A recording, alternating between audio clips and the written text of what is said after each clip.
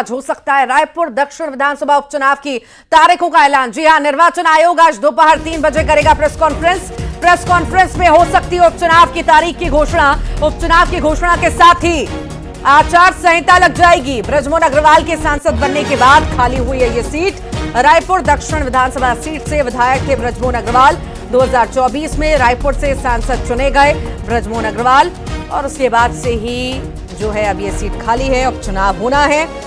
और press conference आज है। ये कहा जा रहा है कि आज हो सकता है उपचुनाव की तारीख का ऐलान। हालांकि देखने वाली बात होगी कि कब ये उपचुनाव होंगे, तारीख का ऐलान हो जाएगा। साथ ही साथ आचार संहिता भी लग जाएगी। बड़ी जानकारी इस वक्त आपको दे रहे हैं।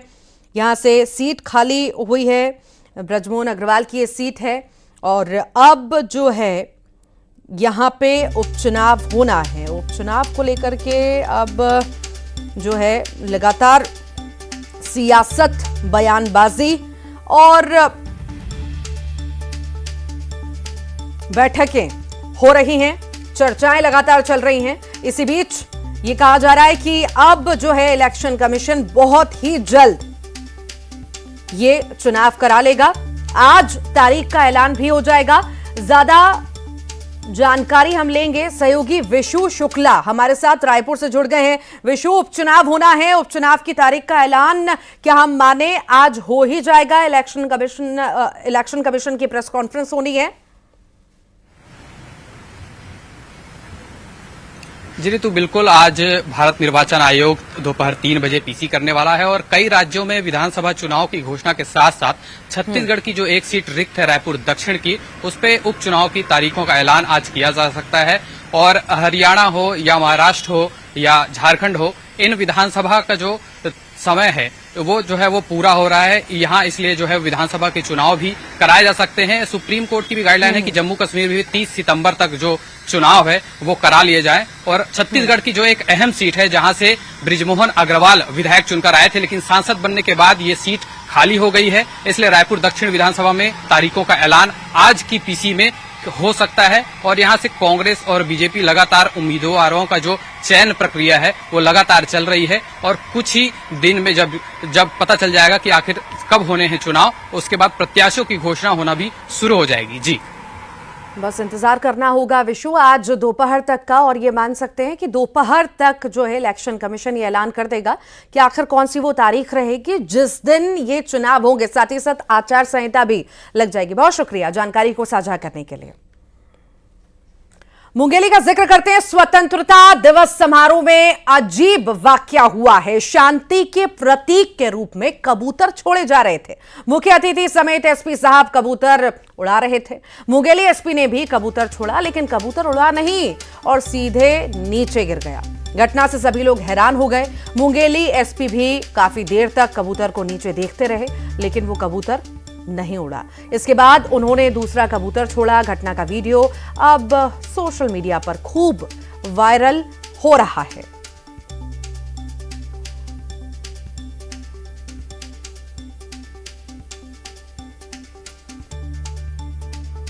और ज्यादा जानकारी के लिए प्रशांत हमारे साथ मुंगेली से जुड़ गए हैं। प्रशांत, क्या है ये मामला? स्वतंत्रता दिवस पर कबूतर उड़ाने की तस्वीर हम देख रहे हैं और साथ ही साथ एक कबूतर नहीं भी उड़ा है, बताइए। निश्चित रूप से जिस तरह की परंपरा रही है 15 अगस्त के कार्यक्रम के दौरान शांति के प्रतीक कबूतरों को, श्वेत कबूतरों को खुले आसमान में छोड़ा जाता है। इसी परंपरा के तहत जब जो मुख्य समारोह में मुख्य अतिथि थे पुन्नू लाल मोहले जी और कलेक्टर एसपी सभी के द्वारा कबूतर छोड़ने की परंपरा का निर्वहन किया जा रहा था। इसी दौरान एक जो कबूतर है जो एसपी गिरिजा शंकर जायसवाल के हाथों छोड़ा गया था, वो कबूतर जो है नीचे गिर गया और जिसपे कयास लगाया जा रहा था कि कबूतर काफी कमजोर रहा होगा। उसके बाद स्वास्थ्य विभाग, पशु चिकित्सा विभाग के द्वारा उसे जो ट्रीटमेंट है उसे उठाया गया है। उसके साथ ही दूसरा जो कबूतर था वो इसके हाथों आसमान में उड़ाया गया। ठीक, बहुत बहुत शुक्रिया जानकारी को साझा करने के लिए। दुर्ग से बड़ी खबर का जिक्र करते हैं। दो सगी बहनों ने यहां पर मिलकर अपनी नानी की हत्या कर दी। पुलिस की जांच के बाद दोनों नातिन को पकड़ लिया गया। एक लड़की नाबालिग है तो दूसरी आरोपी 18 साल की है। नानी की हत्या कर सोने चांदी के गहने लूटकर यह फरार हो गई थी। घर से बदबू आने पर लोगों को वारदात का पता चला। कमरे में कई दिन पुरानी लाश मिली। उतई थाना क्षेत्र में ये वारदात होना बताई जा रही है। तो दो सगी बहनों ने इस पूरे घटनाक्रम को अंजाम दिया।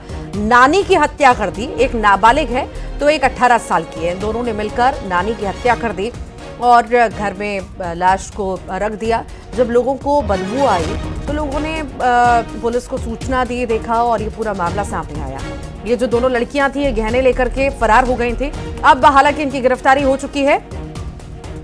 ज्यादा जानकारी लेंगे सहयोगी मिथिलेश ठाकुर हमारे साथ जुड़ गए हैं। मिथिलेश, दो बहनों ने नानी की हत्या कर दी, नाबालिग भी इसमें शामिल है, क्या वजह बताई जा रही है? देखिए, ये पूरा मामला जो है वो पैसों से जुड़ा हुआ ही सामने आया है। जिस तरह से पुलिस ने बताया कि पैसों की खातिर दो सगी बहनों ने अपनी ही नानी का कत्ल कर दिया और वो भी शातिराना अंदाज में कत्ल किया था। ये पूरा मामला 24 जुलाई का है, जब दोनों बहनें नागपुर में रहने वाली वे ट्रेन से भिलाई पहुंची थी और उसके बाद में वे ऑटो करके पूरे स्थित अपनी नानी के घर पहुंची। जैसे ही नानी ने दरवाजा खोला, दोनों बहनों ने किसी ने हाथ पकड़ लिया, किसी ने मुंह दबा दिया और कुछ देर के बाद में गला दबा दिया। उनके द्वारा जो पहने गए थे गहने उनको भी उतार लिए और जितने भी अलमारी में गहने थे वो लेकर फरार हो गई थी। एक्टिवा को उन्होंने अपने साथ ले गए और उसके बाद बस के माध्यम से उन्होंने नागपुर में छोड़ दिया उसको। इसी माध्यम से ये क्लू मिला और वो एक्टिवा के माध्यम से पुलिस आरोपियों तक पहुंची, क्योंकि शक के घेरे में कहीं न कहीं जो नानी थी, नानी की नातिने जो है वो शक के घेरे में आई थी। जब उससे कड़ाई से पूछताछ की गई तो पूरे मामले का खुलासा हो सका। दोनों बहनों को गिरफ्तार पुलिस ने कर लिया। एक 15 साल की है और एक 18 साल की ये लड़की है, जिनसे पूछताछ की गई तो ये पता चला है कि उन्होंने पैसे के कारण ही, इनके पैसे की आवश्यकता थी, इस वजह से ही उन्होंने ये घटना को अंजाम दिया था। ठीक, बहुत बहुत शुक्रिया मिथिलेश जानकारी को साझा करने के लिए। कोरबा का जिक्र करेंगे। एससीसीएल खदान में मारपीट हुई है। एससीसीएल के सरायपाली खदान में मारपीट होना बताई जा रही है। खदान में मारपीट का वीडियो सामने आया। घटना की शिकायत के बाद प्रबंधन ने एक्शन लिया। आरोपियों के खदान में प्रवेश पर रोक लगा दी है। जूनियर टेक्निकल इंस्पेक्टर ने शिकायत की थी। पाली पुलिस और प्रबंधन से इसकी शिकायत की थी। तो खदान में मारपीट की तस्वीरें आप देख रहे हैं। युवक आता है और एकदम से थप्पड़ जड़ने लगता है। हालांकि ये पूरे मामले का संज्ञान ले लिया गया है। खदान में मारपीट का ये वीडियो अब सामने आया है। आपको बता दें कि एक्शन भी इस मामले में लिया गया है। आरोपियों के खदान में प्रवेश पर अब रोक भी लगा दी गई है। जूनियर टेक्निकल इंस्पेक्टर ने शिकायत की थी। पाली पुलिस और प्रबंधन से इसकी शिकायत की थी और अब इस मामले में एक्शन भी ले लिया गया है। जगदलपुर से खबर है, स्कूटी चुराकर चोर ले गया। जी हां, लॉक तोड़कर स्कूटी चुरा ले गया। कमर्शियल एरिया से ये स्कूटी पार की गई है। गेट का ताला तोड़कर चोर घुसा और चोरी का सीसीटीवी भी सामने आया है। कुम्हारपारा इलाके में ये पूरी वारदात होना बताई जा रही है। तो ये देखिए तस्वीर, चोर किस तरह से शातिराना अंदाज में चोरी करता है, लॉक तोड़ता है स्कूटी का और उसे चुरा करके ले जाता है। ये देखिए, लॉक तोड़ने का प्रयास वो कर रहा है। शायद नकली चाबी वो स्कूटी में लगा रहा है और प्रयास कर रहा है कि ये लॉक कैसे ना कैसे करके टूट जाए और वो स्कूटी लेकर यहां से फरार हो जाए। प्रयास उसके द्वारा लगातार जारी है। एक्सक्लूसिव तस्वीरें इस वक्त आप देख रहे हैं। देखिए, उसके बाद जब ये नहीं खुलता है लॉक चाबी से तो वो स्कूटी को घुमाता है और वहां से ले जाने का प्रयास करता है। देखिए, जो पूरा घटनाक्रम है सीसीटीवी कैमरा में कैद हुआ है। ये देखिए, लॉक हुई स्कूटी, हैंडल लॉक लगा हुआ है, उसे वैसे ही उठा करके घुमा करके वो ले जाता है। पहले बहुत देर तक प्रयास करता है चाबी घुमाने का कि कैसे ना कैसे करके लॉक टूटे, पर वो टूटता नहीं है। तो वो हैंडल लॉक के साथ ही स्कूटी को घुमाता है और वहां से ले जाता है। ये पूरा घटनाक्रम जो है सीसीटीवी में कैद हुआ है। अब सीसीटीवी के आधार पर ही पुलिस जांच पड़ताल कर रही है। तो लॉक तोड़कर स्कूटी ले गया है चोर। ये तस्वीर आपके सामने है। पहले लॉक वो खोलने का प्रयास करता है, खुलता नहीं है, तो उसके बाद ऐसे ही हैंडल को मोड़ता है और जाने का वहां से प्रयास करता है, फिर उसे तोड़ता है और वहां से स्कूटी लेकर के फरार हो जाता है। ये पूरा घटनाक्रम वहां पे लगे सीसीटीवी कैमरा में कैद हो जाता है और अब जब ये सीसीटीवी आया है तो पुलिस इस पूरे ही मामले में जांच पड़ताल कर रही है और आरोपी की तफ्तीश में जुटी है। ज्यादा जानकारी लेंगे सहयोगी श्रीनिवास नायडू हमारे साथ जुड़ गए हैं। श्रीनिवास, बड़े ही यहां से शातिराना अंदाज में युवक पहले तो स्कूटी का लॉक खोलने का प्रयास बहुत देर तक करता है और फिर जब वो नहीं खुलता है चाबी से तो यहां से वैसी की वैसी गाड़ी घुमा लेता है। कुछ पता चल पाया है कि अभी कौन है ये? जी बिल्कुल, मामला कोतवाली थाना क्षेत्र का है। साईनाथ कमर्शियल है, कुमारपाड़ एरिया का घटना है, जहां पर देर रात दो युवक गेट का ताला तोड़ के अंदर आते हैं और अंदर आने पर स्कूटी खड़े रखी स्कूटी को ताला खोलने की कोशिश करते हैं। अगर ताला नहीं खुलता है तो उसको तोड़ के दो चोर स्कूटी को ले जाते हुए सीसीटीवी फुटेज में सामने आया। मामले की जानकारी जब दुकानदार को लगी, दुकानदार ने इसकी जानकारी कोतवाली पुलिस को दी और कोतवाली पुलिस पूरी जांच में जुट गई है कि आखिर ये दो चोर कहाँ के हैं। बताया जा रहा है ये जो चोरी करने आए थे ये उड़ीसा के सरहदी इलाके के हैं, क्योंकि छत्तीसगढ़ जगदलपुर का जो बॉर्डर है वो उड़ीसा से लगा हुआ है। ऐसे में वहां से लोग आके ये चोरी की वारदात को अंजाम दिए। फिलहाल पुलिस पूरी मामले में जांच कर रही है। जो सीसीटीवी फुटेज के आधार पर उनकी तस्वीर भी निकाली जा रही है और अलग अलग थानों में इनकी तस्वीर को भेजी गई है। जी ठीक, बहुत बहुत शुक्रिया जानकारी को साझा करने के लिए श्रीनिवास। गरियाबंद से बड़ी खबर है। महासमुंद से फिर से गरियाबंद पहुंचा है दंतैल हाथी। 20 से ज्यादा गांव में हाई अलर्ट जारी हो चुका है। हाथी के आतंक से ग्रामीणों में दहशत है। महासमुंद के केशवा गांव में हाथी ग्रामीण की जान ले चुका है और इससे दहशत में वहां के लोग भी हैं, क्योंकि यहां पर हाथी का आतंक लगातार जारी है। तो डर के साए में लोग जी रहे हैं कि कहीं उन पर हमला ना हो जाए, कहीं उनकी जान पर ना बनाए, कहीं ये हाथी उनकी जान ना ले ले।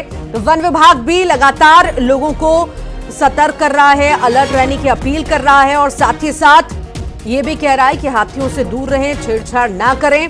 पर तस्वीर जो है बार बार सामने आ रही है कि हाथी सक्रिय बहुत ज्यादा ग्रामीण क्षेत्रों में और यहां पर लगातार हमला कर रहा है, मकानों को नुकसान पहुंचा रहा है। ज्यादा जानकारी लेंगे, सहयोगी शेख इमरान हमारे साथ जुड़ गए हैं। शेख, हाथी की मूवमेंट लगातार जारी है ग्रामीण क्षेत्र में और कहीं ना कहीं वहां के ग्रामीण भी दहशत में जी रहे हैं। एक की मौत भी हुई है।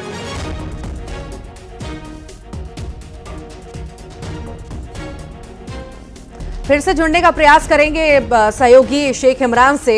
ये तस्वीरें पहले, उससे पहले आप देखिए, दंतैल हाथी है।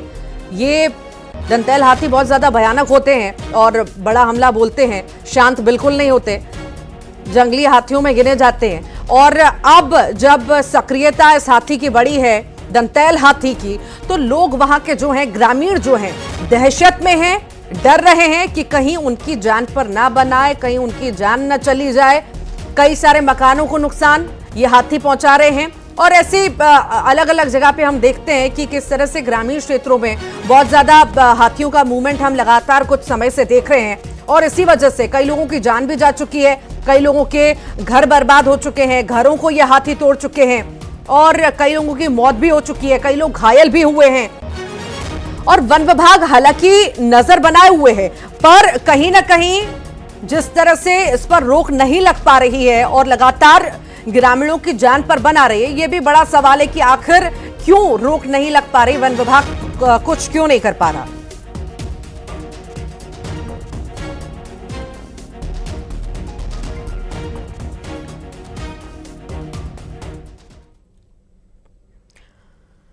दुर्ग में एसीबी और ईओडब्ल्यू का छापा पड़ा है। होटल व्यवसायी के घर पर छापा मारा गया। बता दें, सुबह से टीम जांच पड़ताल कर रही है। नेहरू नगर ईस्ट में होटल व्यवसायी है अनिल पाठक का घर, पाठक के घर होटल में ये जांच हो रही है।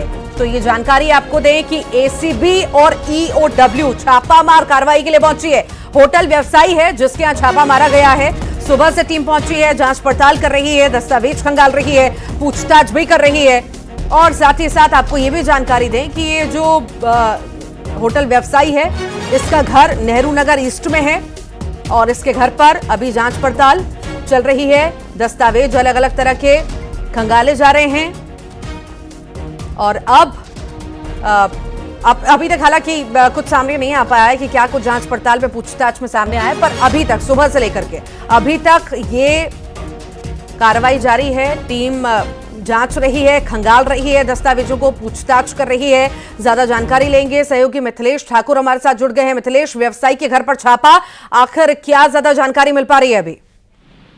देखिए, अभी कुछ भी स्पष्ट बहुत नहीं हो पा रहा है कि आखिरकार क्या वजह रही थी, लेकिन जिस तरह से प्रदेश में लगातार ये देखा जा रहा है कि एसीबी ईओडब्ल्यू की टीम जो है वो छापामार कार्रवाई कर रही है, तो कहीं ना कहीं ये उससे मामला जुड़ा हो सकता है, लेकिन बहुत स्पष्ट नहीं है। आज सुबह से ही नेहरू नगर के उनके निवास है, वहां पर टीम पहुंची हुई है। इसके साथ साथ उनका जो होटल संचालन है वहां पर भी टीम पहुंची हुई है, जांच कर रही है। करीब 4 गाड़ियों में टीम पहुंची हुई है जो दस्तावेजों की जांच कर रही है। लगातार जांच की जा रही है। यह बहुत कोई अधिकृत रूप से कोई भी जानकारी नहीं आ पाई है कि आखिरकार क्या वजह है, किससे जुड़ा हुआ मामला है, लेकिन ये जरूर है कि कहीं ना कहीं मामले में कुछ जो दस्तावेजों की जांच की जा रही है, तो कहीं ना कहीं पैसों के लेन देन का मामला हो सकता है। तो फिलहाल जब अधिकृत रूप से जानकारी देगी तब स्पष्ट रूप से ये कह पाना संभव होगा कि आखिरकार वजह क्या थी। लेकिन लगातार जिस तरह से दबिश दी जा रही है, लगातार जो कार्रवाइयां हो रही है, वो कहीं ना कहीं शहर में हड़कंप मचा हुआ है, क्योंकि ये पिछले दिनों देखा गया कि जो घोटाला हुआ था, व्यापम घोटाला, उसकी जांच की गई थी। फिर महादेव ऑनलाइन सट्टा है, उसकी भी जांच लगातार जारी है। तो कहीं ना कहीं भिलाई जो है एक प्रमुख केंद्र बना हुआ है, जहां पर लगातार इस तरह की जो जांच है वो लगातार की जा रही है। तो इंतजार किया जा रहा है उस वक्त का कि जब अधिकृत रूप से कोई जानकारी दी जाएगी। ठीक, बहुत बहुत शुक्रिया मिथिलेश जानकारी को साझा करने के लिए। चलिए आगे बढ़ते हैं, बिलासपुर का जिक्र करते हैं। लापरवाही यहां से सामने आई है। खूंटाघाट डैम की तस्वीरें सामने आई है, आपको दिखाते हैं कि किस तरह से यहां पर जान को खतरे में डाला जा रहा है। यहां पर वेस्टवेयर पुल को लोग पार कर रहे हैं, गेट बंद होने के बावजूद भी पुल को पार किया जा रहा है। हादसे को निमंत्रण यहां पर लोग दे रहे हैं। देखिए बड़ी संख्या में यहां पर लोग पहुंचे हुए हैं और यहां पर पुल पार कर रहे हैं। कभी भी बड़ा हादसा हो सकता है, पर ये लोग मानने को तैयार नहीं। न प्रशासन की सक्रियता यहां पर है और न ही इन लोगों में इतनी समझ कि ऐसी लापरवाही ना बरतें, जान को जोखिम में ना डालें। रास्ता और फॉरेस्ट विभाग के द्वारा मुंगेली में आज लगातार दूसरे दिन भी बारिश हो रही है। बारिश से खेत भी पानी से लबालब हो चुके हैं। मनियारी और आगर नदी का जलस्तर बढ़ चुका है। ये तस्वीरें आपके सामने। जोरदार बारिश मुंगेली में, लगातार बारिश होने की वजह से हर कहीं पानी पानी है। डैम पूरी तरह से फुल हो चुके हैं। नदियों का जलस्तर लगातार बढ़ रहा है। डैम के अलग अलग जगह पे गेट खोले जा रहे हैं। तो मुंगेली के भी हालात ऐसे ही हैं। यहाँ पर भी लगातार बारिश, नदी नाले उफान पर, और कहीं ना कहीं आफत की बारिश परेशान लोगों को कर रही है।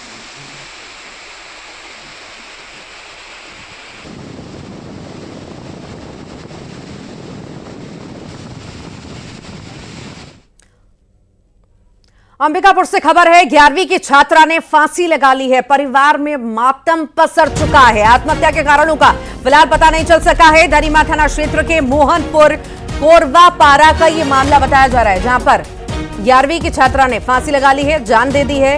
परिवार में मातम पसरा हुआ है। हालांकि कारण क्या रहे, किस वजह से जीवन लीला इस छात्रा ने खत्म कर दी, ये अभी तक कारण सामने नहीं आ पाया है। जीवन लीला समाप्त क्यों कर दी, अभी जांच पड़ताल हो रही है। जांच का ये विषय है। परिजनों से, आसपास के लोगों से, स्कूल में सबसे पूछताछ अभी पुलिस कर रही है। तो फांसी लगाकर 11वीं की छात्रा ने जान दे दी है। कारण क्या रहे ये अभी स्पष्ट नहीं हो पाए हैं। इसकी जांच पड़ताल अभी चल रही है।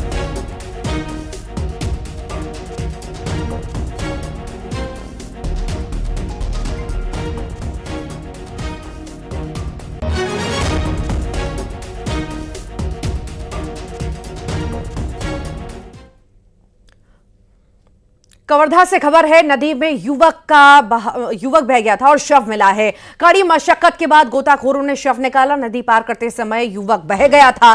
तरेगांव थाने के दलदली गांव का यह मामला है, जहां पर युवक बह गया था नदी में और लगातार टीम वहां पर जुटी हुई थी। गोताखोरों की टीम शव निकालने के लिए, शव ढूंढने के लिए, अब जाकर के शव मिला है। कड़ी मशक्कत के बाद बता दें, नदी पार करते समय ये बड़ा हादसा हो गया था युवक के साथ। युवक बह गया था और उसकी मौत हो गई थी। शव निकालने का प्रयास, शव ढूंढने का प्रयास लगातार टीम की ओर से किया जा रहा था। अब जाकर के शव बरामद हुआ है।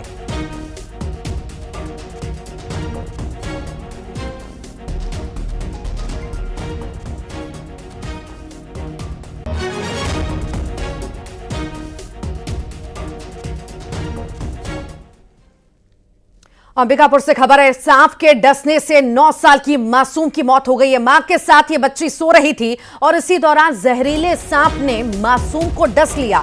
मासूम की मौत के बाद परिवार में मातम पसरा हुआ है। इलाज के दौरान मेडिकल कॉलेज अस्पताल में मासूम की मौत हो गई। तो सांप ने काट लिया, सांप ने डस लिया, उसके बाद मासूम की मौत हो गई है। परिवार में मातम पसरा हुआ है। दरअसल बच्ची मां के साथ सो रही थी और सांप ने डस लिया। 9 साल की ये बच्ची है। बच्ची की इलाज के दौरान मौत हो चुकी है। अस्पताल में भर्ती कराया गया था पर बच्ची की मौत हो गई।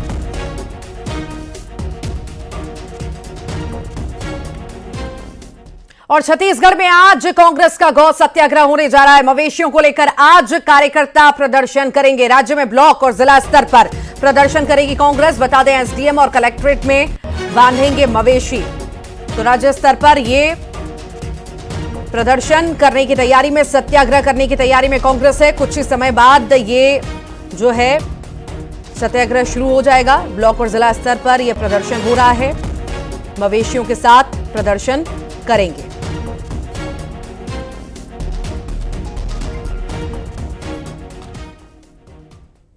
और इसी बीच बड़ी खबर, छत्तीसगढ़ आएंगे केंद्रीय गृह मंत्री अमित शाह। 2 दिन के दौरे पर रहेंगे अमित शाह। 23 अगस्त को रायपुर पहुंचेंगे अमित शाह। आपको बता दें, नक्सलवाद को लेकर यह बड़ी बैठक होगी। यहां पर बैठक में सीएम साय और डिप्टी सीएम विजय शर्मा मौजूद रहेंगे। तो नक्सलवाद के खात्मे पर लगातार तत्परता, सक्रियता सरकार की ओर से दिखाती सरकार आई है। और इसी बीच केंद्रीय गृह मंत्री छत्तीसगढ़ पहुंचने वाले हैं।